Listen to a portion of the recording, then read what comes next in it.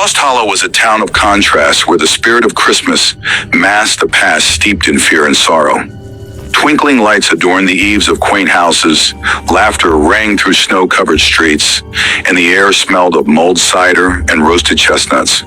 But no amount of festive cheer could erase the shadow of the Hartwell mansion. The mansion stood at the edge of the Black Pine Woods, where frost clung to the trees year-round. Once the pinnacle of wealth and influence, it had become the stuff of nightmares after the Hartwell family's disappearance on Christmas Eve, 1922. Legend had it that Henry and Margaret Hartwell, their 2 children, and their house staff had all vanished without a trace during a grand Christmas gathering.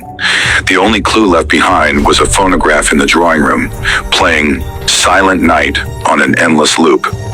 When the constable arrived the following morning, the song was still echoing through the halls, even though the record wasn't spinning. Generations passed, and the mansion fell into ruin. Yet the legend endured. Locals whispered that on cold, windless Christmas Eves, the melody could be heard wafting from the mansion, calling to those who dared to listen. Some believed it was a warning. Others said it was an invitation. And every few years, someone would go missing near the mansion, their fate sealed in silence. For Emma, Mark, Sarah, and Dylan, Frost Hollow's festive traditions had grown stale. The teenagers had spent every Christmas Eve at the town square, sipping cocoa, joining the choir, and exchanging Secret Santa gifts. But this year, Sarah had a different idea.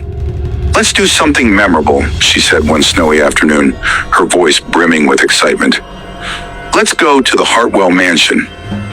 Emma froze. "You mean on Christmas Eve?" Mark grinned, leaning against the lamppost. "What's the matter, Em? Afraid of a little ghost story?" "It's not just a story," she muttered. "People have disappeared." Dylan laughed. "Come on, Emma, it's just a house. We'll be in and out in 10 minutes. Take a few pictures, prove the legend's bogus, and be home in time for Coco." Oh, Emma hesitated. She hated being the one to ruin the fun. Against her better judgment, she agreed. At midnight, they met at the edge of Black Pine Woods. The forest was eerily silent, the snow absorbing every sound. Sarah carried a camera, Mark had a flashlight, Dylan brought a crowbar just in case, and Emma clutched her scarf tightly around her neck, as if it could protect her from the unease settling in her chest. The gates to the Hartwell mansion were as imposing as the house itself, wrought iron twisted into patterns of ivy and thorns. When Dylan pushed them open, the creak seemed to echo for miles. The mansion loomed before them, its once grand facade now marred by decay. Broken windows gaped like empty eyes, and the front door hung slightly ajar. "This is a bad idea," Emma whispered, but Sarah was already snapping photos. "Come on," Mark said, leading the way up the creaking steps. The moment they stepped inside, the air grew heavy. The scent of pine and cinnamon mingled with something sour, like rotting fruit. Dust blanketed every surface and cobwebs stretched across the corners of the grand entryway. The group huddled together as they explored the ground floor. The dining room was still set for a feast, with tarnished silverware and a centerpiece of withered holly. The parlor's fireplace was cold, but the faint smell of smoke lingered. Then they heard it, faint and distant. The opening notes of Silent Night floated through the air. Emma froze. "It's just the wind," Mark said, though his voice lacked conviction.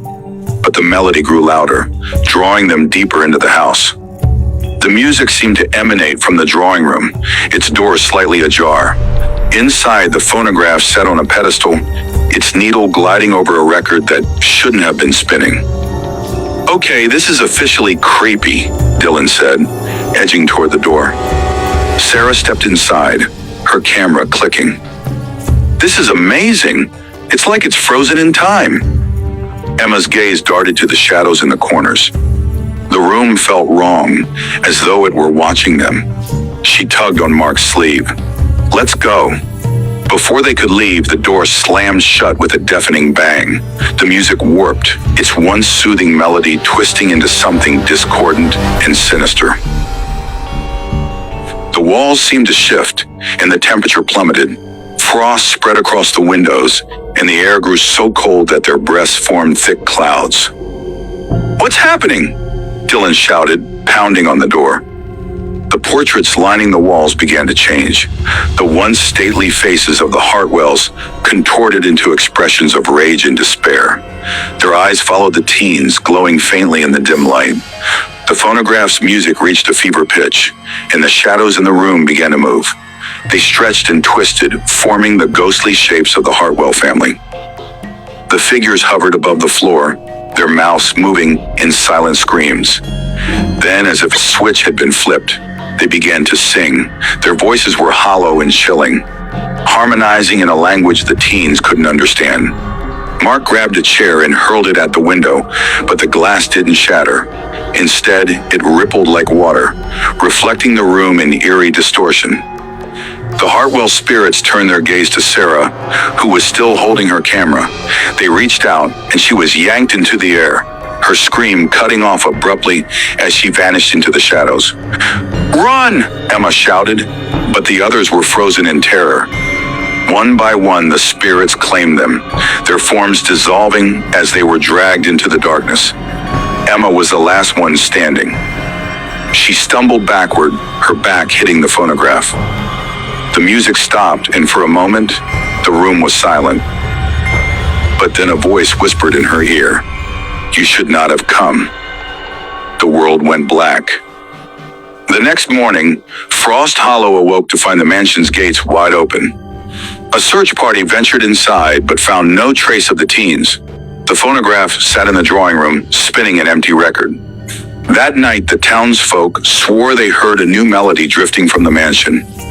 It was silent night, but beneath it, 4 unfamiliar voices could be heard, their tones blending with the Hartwell family's eternal hymn.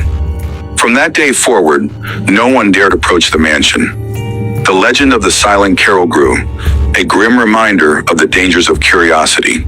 And every Christmas Eve, Frost Hollow locked its doors, huddling in fear as the carol played on. The end.